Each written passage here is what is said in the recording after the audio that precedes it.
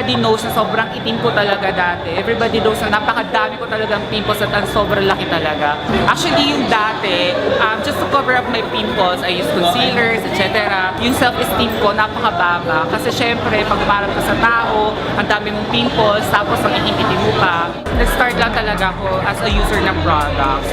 First, I use glutathione and then Kojic. It's a combination. Hanggang sa na-try ko na yung toner, na-try ko na yung grapeseed because of my pimples. And then, so, syempre sa complexion ko talaga. Sobrang itim ko talaga na.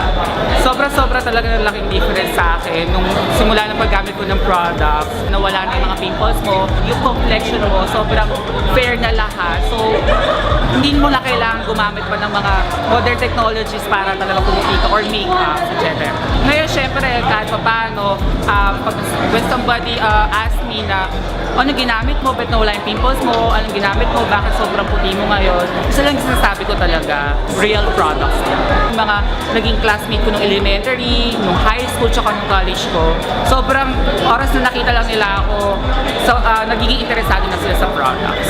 Sobrang effortless na.